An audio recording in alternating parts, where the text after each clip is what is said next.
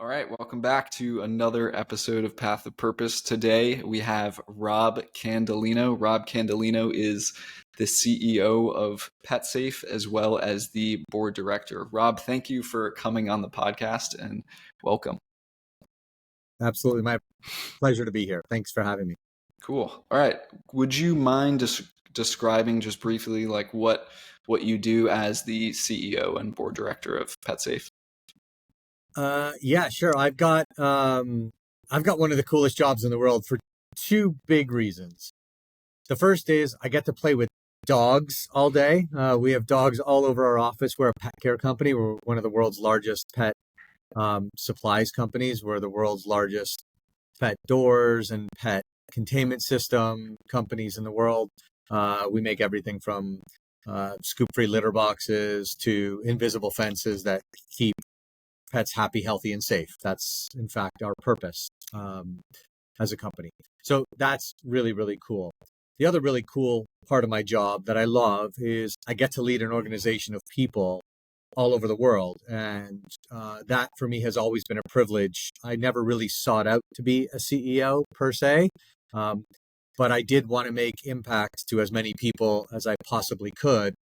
And so that just happened to coincide with having a job like mine where I can impact an organization and people at a significant scale. And so that every day is a privilege that I don't take for granted and I really enjoy. How come you never envisioned yourself to be a CEO? No, I think it's probably, I envisioned it.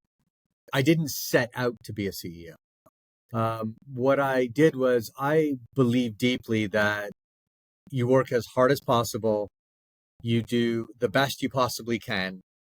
You show up every day. You don't take your privileges for granted, and good things happen to good people. And I've been really lucky in life. And every time I kind of put myself in a position where I was a bit over my skis, a bit out of my comfort zone, there was always a support, be it an individual who believed in me or a community of people, coaches, advocates, friends, mentors who supported me. And knowing I had that, it kept propelling me to do bigger and more challenging and more daring things. And then lo and behold, you do enough of those things and suddenly you look around and you realize, well, actually, yeah, I probably can be a CEO. I can make a difference on a bigger level. It's not like I set out to be a CEO. I don't have that kind of searing ambition, but I have a massive ambition and motivation to help people realize their potential in life. And I think it's due in large part because people believed in me. And this is kind of my way of sending the elevator back down. You mentioned being aware of privilege and that leadership is a privilege. How were you able to recognize that being in a position of leadership was a privilege for you, or is a privilege? It's a great question. I perhaps I think that's a journey of learning. Like you learn that over time. I think when you lead large organizations or large swaths of people over time, it teaches you a lot about yourself, your energy sources, as well as how you can best show up and the importance of showing up in different ways to best elicit the response you want from various people. You need to build out your toolbox.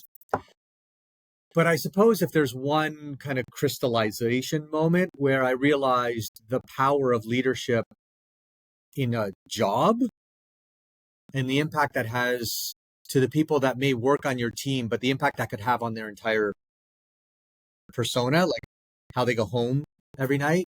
I had a teammate, super talented, phenomenally bright, very motivated, very, very skilled person, and people couldn't stand working with her.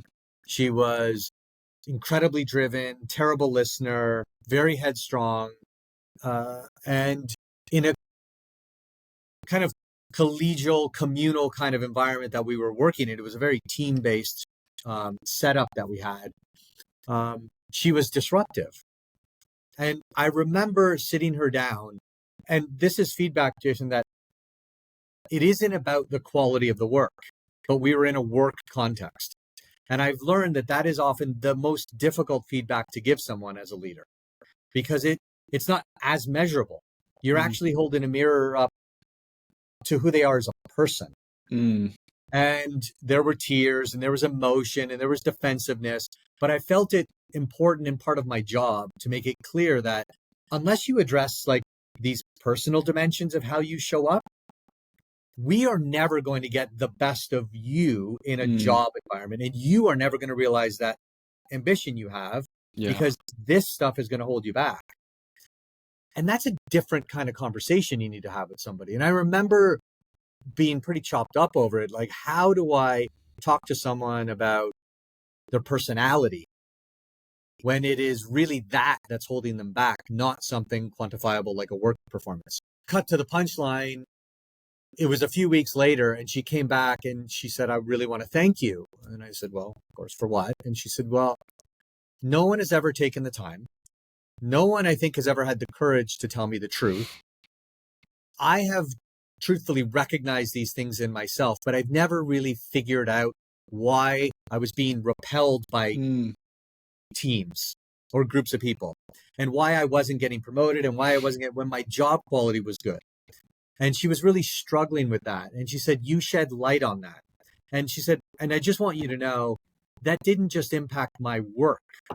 It impacted my relationship with my husband. It impacted my relationship with my friends and my immediate family and my children. And she said, and I went home and talked to my husband about it. And he said, well, Rob's right. And she said, so that has a profound impact on her life. And the reason why I tell you this story is it was at that moment that I realized leadership is a privilege, because if you can give someone belief, if you believe in them, if you tell them that you believe in them, it's free to give, but it's one of the most valuable things you can give somebody. I believe in you is there's some of the most powerful words in the language that you can give someone. And it also gives you the opportunity to then be honest with them. I believe in you. So let's work on the things that are holding you back. Let's work on the things that you need to or want to work on, so that you can realize your potential. And what a gift that is. As an observer, and now as a dad of young boys, I get to do it with my kids. And to practice that every day and to see people realize their potential, it's one of the great joys in life. And it's certainly one of the privileges I have in a job like mine. Wow. How did in that moment did you feel resistance towards bringing that up with her? Yeah, I mean, not resistance, but I mean, it's an unsettling moment. You know, I was a middle manager, you know, like I wasn't like, I was still cutting my teeth managing big teams. And, you know, she was older than me. She was more experienced than me. I was still kind of the young, promising kid kind of thing. And yet I felt like if we can work on this together, like I want to show up every day, be a meaningful partner in the individual journeys of everybody I get to work with. And if I knew that this was the one dimension of an otherwise fantastically talented leader, if that was the one dimension that I knew I could help her with, that would unlock all of this greatness and greatness she wanted, then that's a really powerful motivator. And so it wasn't resistance, it was the elegance and the delicacy of tackling something that I knew was going to be deeply emotional for her. Yeah. You know?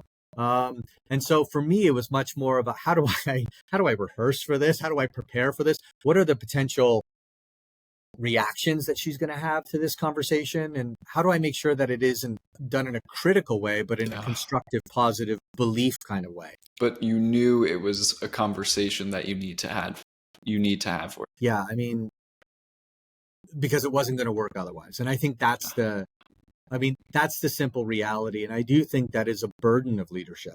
While leadership is a privilege, there are also a lot of burdens that come with it, right? It's not like you're in these positions where you lead a bunch of people and it's easy. It's actually quite the opposite. More often than not, there are problems that come to your desk and you need to work through them.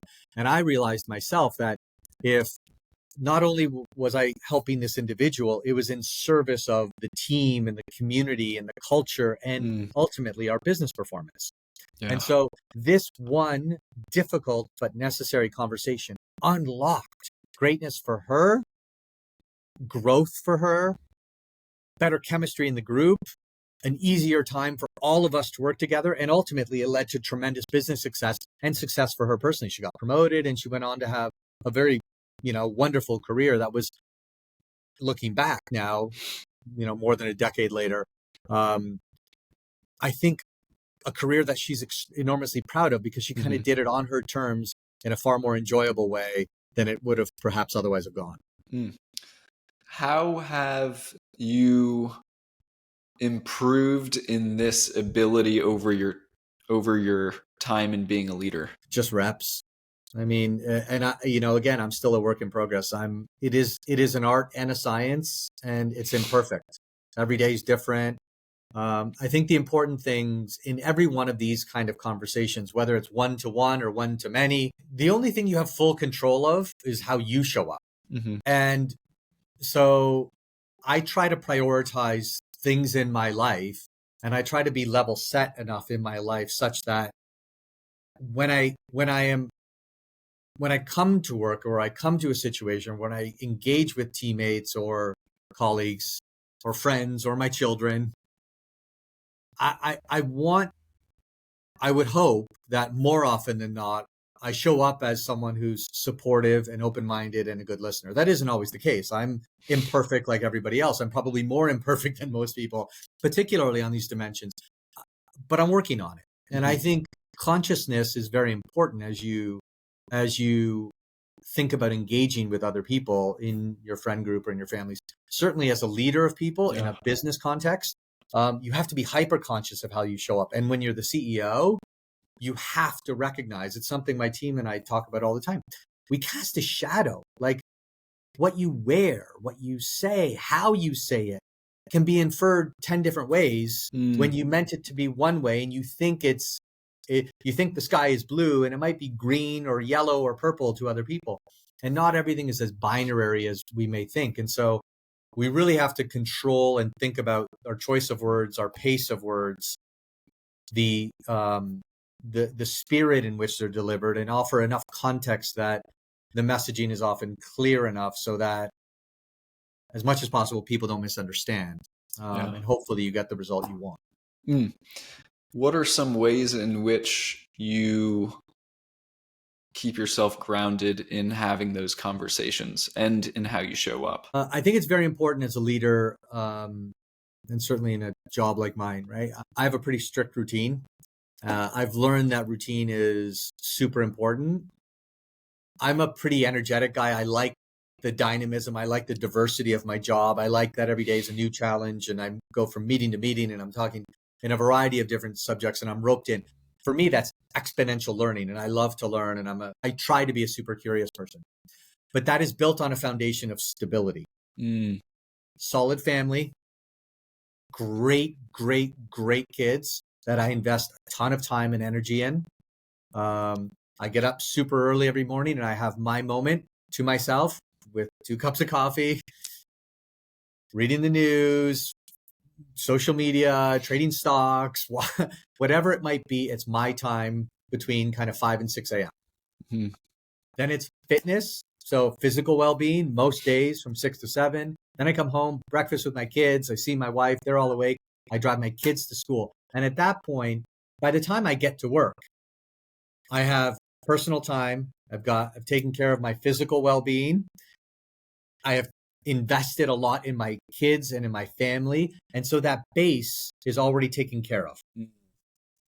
So the company can then have the rest of me. And I come from I'm set. And I feel like I've invested in the most important things in my life by the time I show up to work. And so I am then fully present in my job. If I didn't have that in the morning, then I'd be worried about whether what my kids are doing or where they are, because they're the most important things in my life. But because I put the big rocks in the jar first, my work is not, I don't make it feel like it's all consuming. I can be super focused And I don't feel like I'm making a trade-off because I've invested in the more important things already. Yeah. Yeah. Let's see. Okay. What was the transition from CEO of Unilever Thailand to PetSafe like? I mean, I don't know what a one-word description. I mean, It doesn't need to be one word. overwhelming. Like I think it was just. Here's the thing: I was a one-company guy for 25 years, and my experience in life, and we can maybe go a little deeper personally here. It was never supposed to be like that for me. Like I don't. I was never encouraged to go to university, college. I grew up in Canada. The situation was such that like success for us in the community in which I grew up in was getting a job at the General Motors factory. They had 3 plants in my hometown. If you got a job there, 40 hours a week or 36.25 hours a week, good benefits, good pay, good stable life, you've hit the jackpot. You've won the lottery. And I guess I've always been a bit different. I've always wanted experience. I've always wanted to live a really full, enjoyable life. I wanted to see the world and I wanted to meet interesting people and I wanted to learn. I've always been super energetic and curious. And so that was never the prescription for me. And so I always tried to put myself in a position to find ways to get out and to do different and unique things. And I knew they wouldn't happen to me where I was and how I grew up. And so I went to college, right? First one in my family to do that because I knew that that was a gateway and an opportunity to then give myself optionality. Mm-hmm. And this notion of optionality has become super important to me in my life. And it's actually what I preach to anybody I mentor. I mentor like probably conservatively 24 people on a regular basis, entrepreneurs, teammates, former teammates, etc. Because I think it's a deeply generous thing you can give is your time to help people and to listen to them. So, and I think optionality is hugely important. And I wanted to build optionality into my life to go do these other things. So college led to an opportunity to work at Unilever.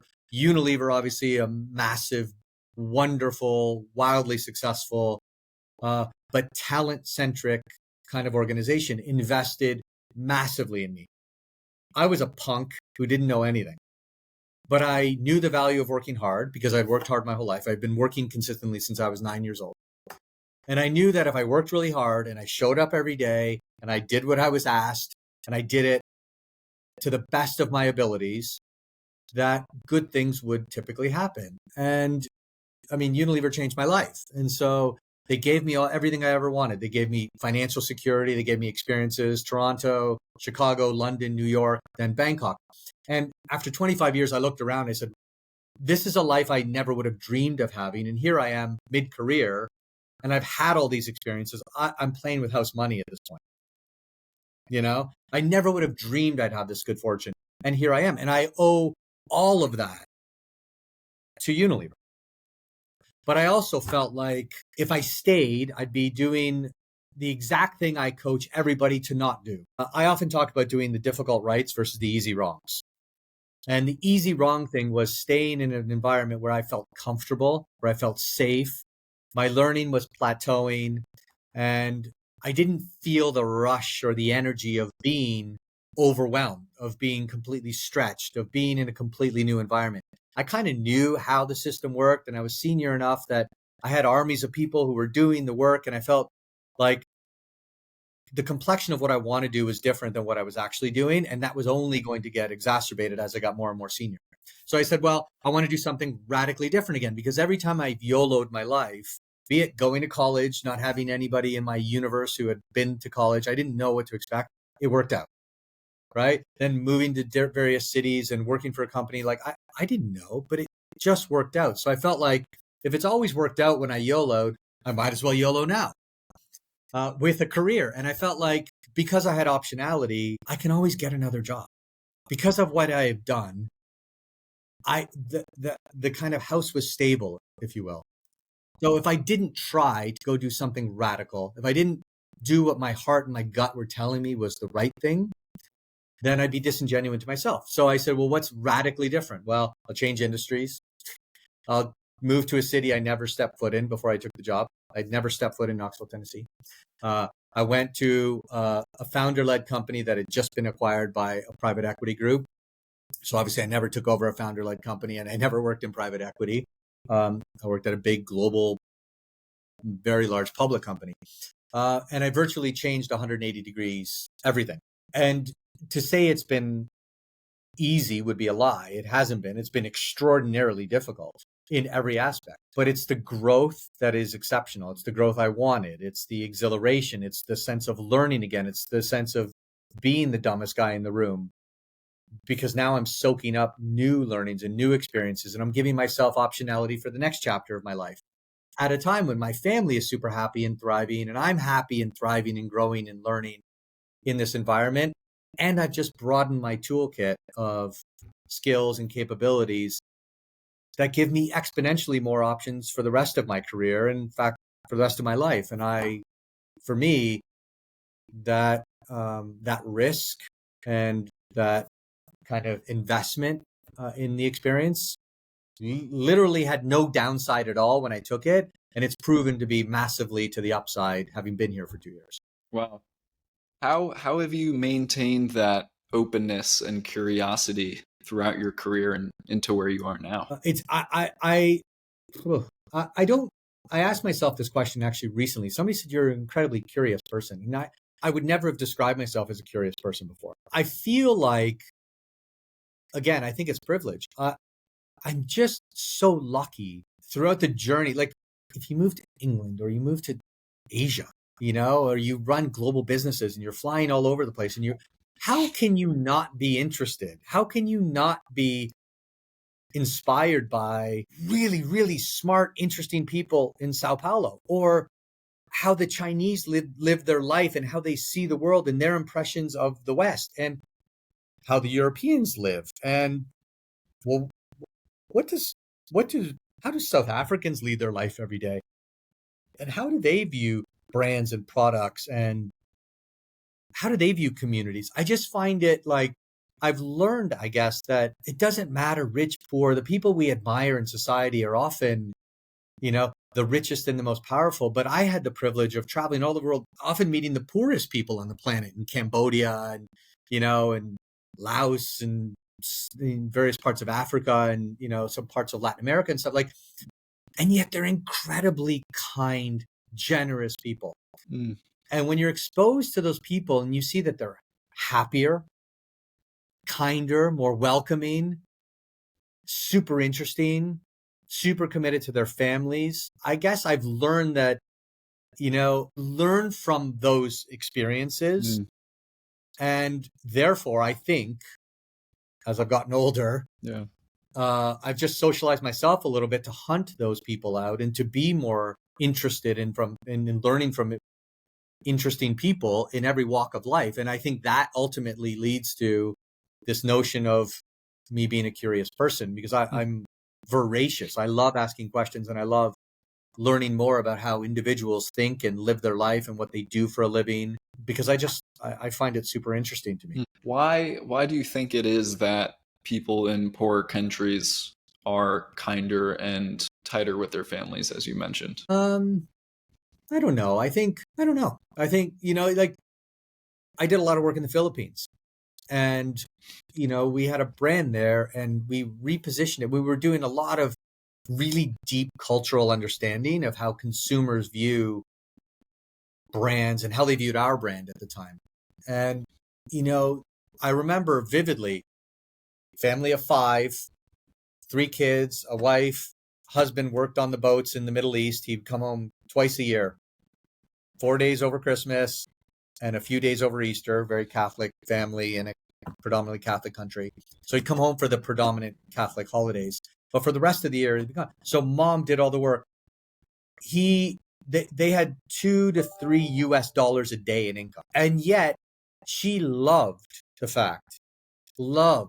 and treasured the fact that she got to feed her kids every day, that her kids were getting an education, and this belief that tomorrow is going to be better. Mm. And I think it's rooted in that. It's optimism. And ultimately, that was the fertile emotional territory we explored as a brand is why? Why are people who literally have, virtually nothing Mm. material, do they believe that tomorrow is going to be better? Why are they so optimistic? And I think the alternative is quite frightening, Yeah. right? If you just reconcile it for a moment, like, oh, but maybe they don't have any other perspective. Mm. They know that they're rich people, but it's like in my context, my kids are fed. They get to have an education every day. Mm. My husband, God bless him, has a job. He's employed. It may be away for 360 days a year or 355 a year, Yeah. but he's employed. So we're lucky. We're on Mm. second base, and that's a privilege. And I just think we take for granted those privileges very often. Those of us who have been privileged, and this is why I'm so adamant about recognizing my privilege and my good fortune. And that's why I try to leave it all on the field every day, because what a squander, what a waste. If I know, and I do, that there've been a half a dozen to 10 people in my life, singular people, who have changed the arc of my life materially because Mm. they believed in me and they supported me and they invested in me. What a disservice and how disrespectful to them would it be if I wasn't optimistic and if I didn't pay that forward Yeah. to somebody else. Mm. And I think that's what a lot of people in other cultures recognize is life can be great no matter what you have. Mm. And if you're just a little bit more optimistic and you believe a little bit more, and if you share that belief in others and support them, my God, what a better place it would be to live in, Mm. this world. Yeah. So where you are now, what does the back nine of your career look like for you?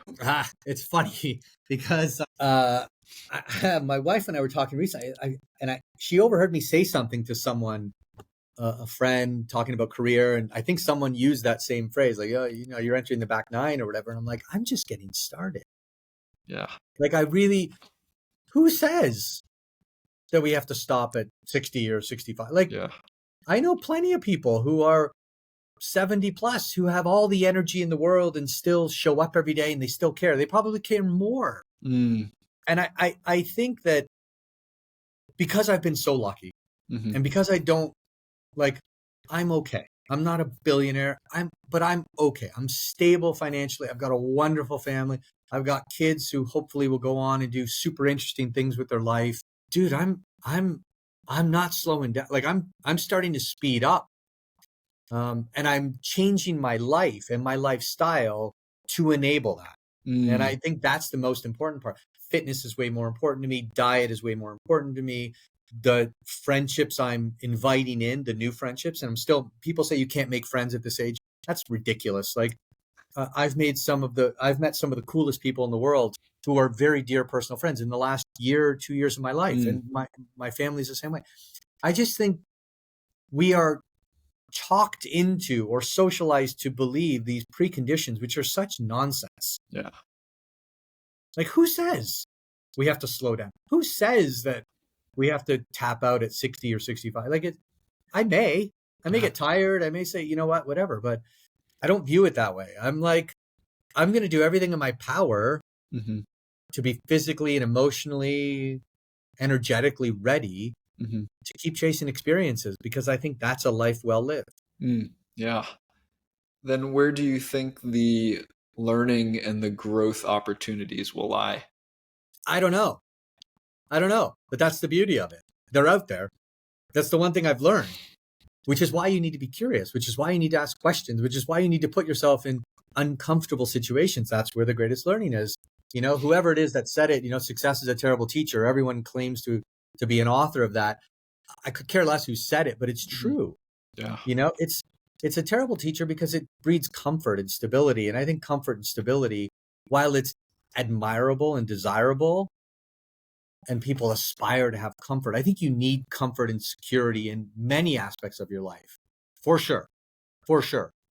And I seek it out, of course. But life would be pretty boring if you don't have those pockets of exhilaration Mm. or unsettledness or interest. You started this. Why? Because you're interested and you're curious and you want to make an impact and you want to touch people and you want to reach people. It's not, I don't think it's you patting your ego. at all. Like, I don't think Jason's trying to give himself a stage. I think Jason's generally trying to help people figure stuff out. And along that journey, you're helping yourself figure stuff out. How admirable, how cool is that? Right? So I think my journey and my learnings and the experiences will come from just putting myself in situations where I am in over my head, or I am Yeah. uncomfortable, or trying new things, or, I'm going through a couple of processes right now. I'm not at liberty to share here, which Mhm. I've always kind of wanted to do, but my God, I'm like, if not now, then when? Yeah. And I'm really scared and I'm really unsettled and I'm nervous. But dude, like, I'm waking up and I'm like, I'm exhilarated by it. Yeah. Mm. Yeah. That's powerful. I think it's there are a couple of things that I've learned, right? Like, about this. Number one is, I think it's really important that people understand their energy sources, like where you get your energy. For me, it's people. If you want, and this is why I struggle as a CEO, frankly, with this return to work thing.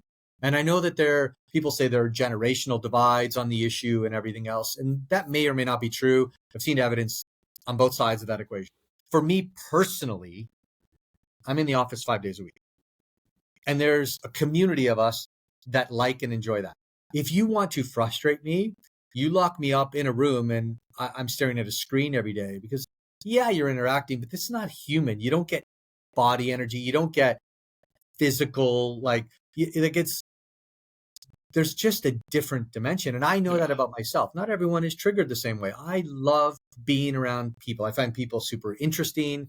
I love giving and getting from people. And so my energy source is people, which is again why I think I've chosen a role, or I've ended up in a role in my life where I can actually draw energy from others and hopefully dispense more back to them. Mm. So I think understanding one's energy sources, then putting yourself in a position to get energy, super important human, personal, self-understanding journey that people need to go on. And then let that guide your choices. Mm. And I think there's another point as well, which is like, if you aren't constantly stretching yourself, if you are not constantly asking harder questions of yourself, it's going to be harder and harder for you to grow. And I think growth, or seeing your own personal growth, or helping others grow, I would never, I think it's hypocritical to expect things of my kids.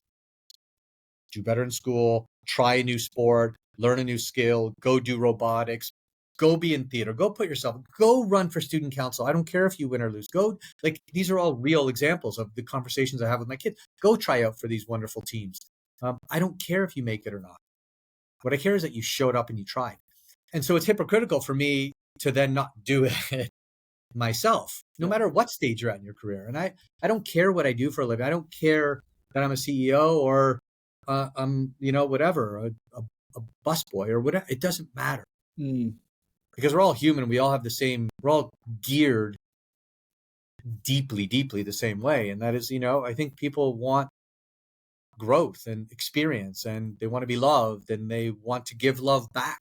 And so I think that's an obligation I think we all have. And I just constantly try to remind myself of those principles and values. I don't do it every day, but I try to be mindful of those. How has raising kids stretched you to grow, if at all?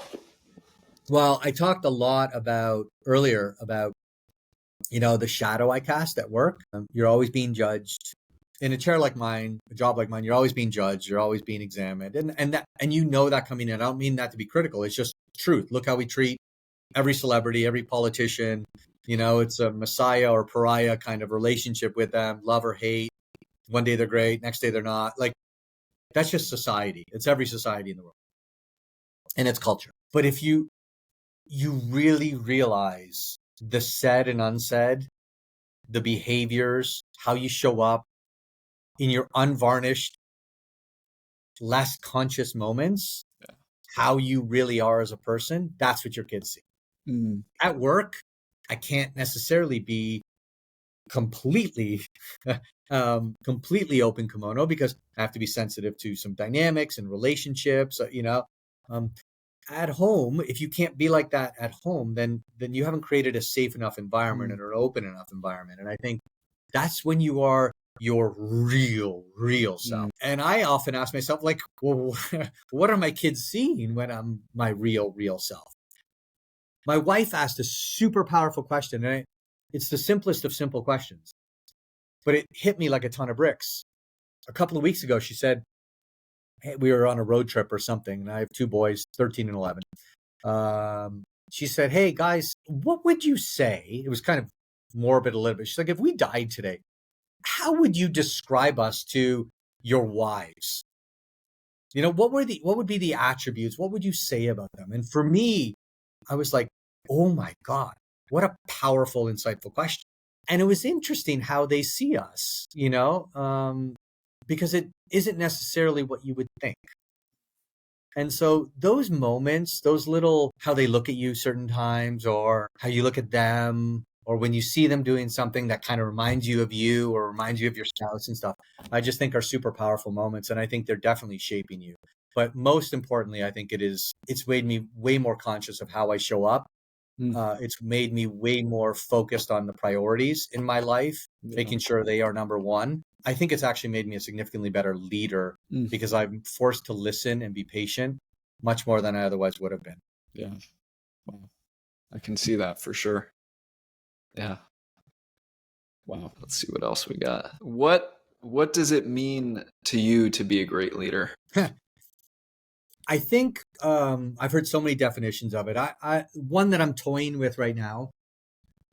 I mean, there's the obvious stuff. I think you have to show up, you have to be there, you have to be supportive, you have to be a good listener. What I would want people to say about me as a leader, I think what would be kind of my, the Olympics are on right now, so a gold medal would be, he cared, he invested in me, he made me better, he helped me get better, and he changed the arc of my career, life, whatever.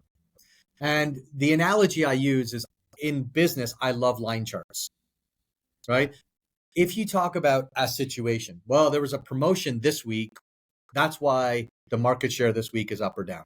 Or we did this event at retailer X, and that's why the shares are up or down in a particular month. And so you get very acute snapshots. And I've been talking much more. I'm like, I don't want to see photographs. I don't want to hear about photographs. I want to hear the movie. Tell me the story. And I love line charts because over the arc of time, it smooths out all of those individual aberrations. And you get a real picture of trajectory, either your own personal growth, the performance of a business, and what I often talk about is in leadership talks is when you look at a line chart, a 10-year line chart, a 20-year line chart of a performance of a business, what do you do? Instinctively, you never look at the flat line or the slightly arcing up or down line. You look for those inflection points. What happened there that made it go like this? And what happened there that made it go like that? Because if you look at it over a long enough time frame, if there's an inflection point on a line that's averaged over a long period of time, then it's material. It's a real impact. That's leadership. And that's my definition. That's my corollary to leadership is be an inflection point. Be a positive inflection point in someone's life or in their career so that when they look back 10 years from now and they do the line chart of their life, they say, that was the point where my leader or my friend or my parent or my whoever it is impacted my life for the better. That's real leadership. Yeah. Wow. Cool. How would you say that definition has changed over time for you as you've grown as a leader? I think the fact that I look now in my job at longer time horizons, I have children that I worry a lot. Like I worry how they're going to turn out. I worry whether I'm going to be healthy enough, whether I've saved enough for them, whether they will realize their potential, whether I show up enough for them every day. I think just my aperture on life is so much longer term now. Mm-hmm. And as much as I do to stay fit and healthy and, try to whatever, who knows what tomorrow's going to bring, Yeah. And so I feel like as I've gotten older and as I've taken on bigger responsibilities in life and in my career, invariably that aperture, because it's longer time frames, means I have to think about the longer term impacts of the decisions I make. Yeah. And as a consequence, I'm much more judicious on those longer term decisions because I recognize they impact a lot of people. Mm-hmm. And in my job, it impacts people's livelihoods. It impacts their bonuses. It impacts the future of this company. And that is both a privilege to have that influence, but it's obviously a burden that a CEO has to carry, in that, you carry that responsibility, and that's not something you take lightly. So I think as the gravity and the aperture of the decisions I have to make every day become bigger and longer, I have to be far more thoughtful about them. Yeah. How has carrying the burden, how you carry the burden, how has that changed over the course of your career? I used to be incredibly, like, it weighs on you, like emotionally, physically, and certainly early days. And it's all part of the growth process. It's part of the maturation process. Like, you need to be able to balance things and learn things. I've always been a high energy, let's go, and I take things, historically, I've always taken them deeply personal. And that's dangerous for a leader. I think you have to take things seriously, but not personally. Mm-hmm. And if they're saying personally scathing things, then you have to tease out what's accurate and fair and what isn't. And you have to curate, you have to listen to everything, but that doesn't mean you have to do something about everything. Mm. And I think that's just the maturity, that it's a journey I'm on, that how not to get too emotional about the lows or the highs. Yeah. And this is why I think the great ones, the really, really great ones, CEOs, major leaders of, whatever organizations, they're cool, and they just have this aura. But I know, and I've learned that, my goodness, what they must be processing, the stress, the responsibility, and for them to keep it all together and to hold it together is a superpower. I don't have it. This is one of my learning journeys. I wish I could build it. I've tried meditating, living in Thailand. I've had some exceptionally good coaches, but I'm trying different things. Fitness, athletics works for me. You have to find what works for you. But that for me is the big thing. I think is just, how do you manage your emotion in the highs and lows, such that you can show up consistently in a way that's reliable to your teammates, to your family, etc. You don't want to be that parent that shows up a different way every day. Your kids don't know how to respond. Yeah. How's Rob going to be? How's Dad going to be today? That would devastate me. So I try as much as possible. I park my car in the garage. I take a beat. How am I going to show up for my kids when I walk in that door? Yeah. And it's just a beat, but it's consciousness. And I think when we are conscious about it, 9 times out of 10, people are going to choose, okay, I can't bring it home. Or I can't bring it in this meeting. Yeah. And I think it's just consciousness, and that's what I'm working on. Overall, how well of a job do you feel that you do at that, of recognizing that? I'm getting better. B plus, maybe. B plus, depends on the day. I had a colleague yesterday say, you're being defensive. And she's never said that to me. She's like, I think you're being really defensive. And I've been encouraging her, like, give me feedback. And I was so proud of her, so proud of her. It was my head of HR, I'm like, she told me, she goes, yeah, like, you're being really defensive right now. I'm like, I'm not being defensive.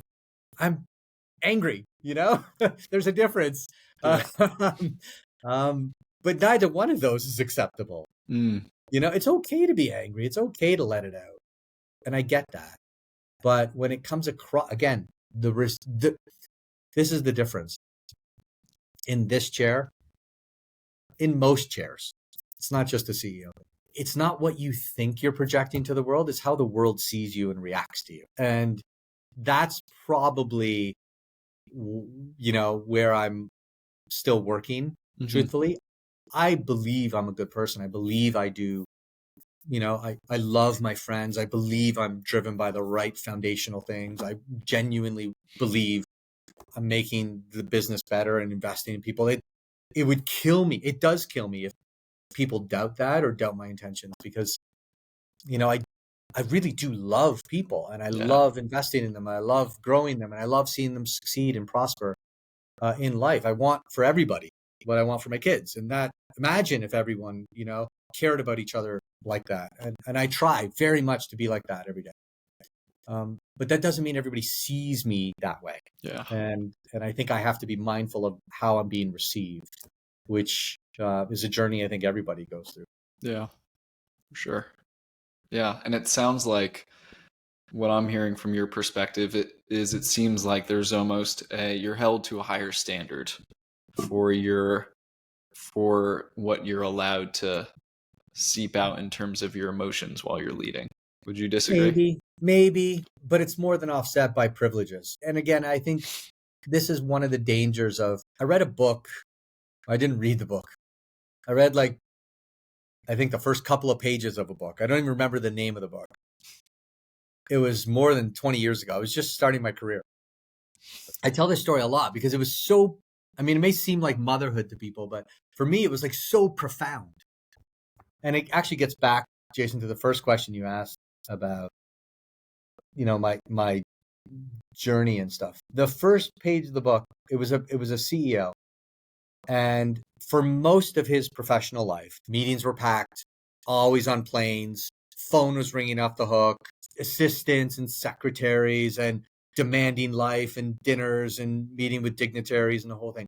Intense, intense, intense, intense. Retired, big party, the whole thing, like celebrated his leadership. His very first day after retiring, his phone didn't ring. And he was telling this story because it was kind of a memoir on his life. And it hit me like a ton of bricks. So many people in a position like mine, or, bigger company CEOs or executives, define their self-esteem by the job they have. Mm, And they forget they are there and they are afforded privileges because of their job. Unilever was Unilever before I got there. It was Unilever after I was there, after I left.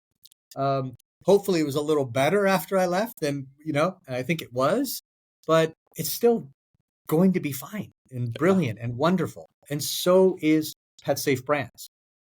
And so the hubris of leaders very often is they think it's about them. Mm, And they get confused about, I'm in this chair and therefore I'm the alpha.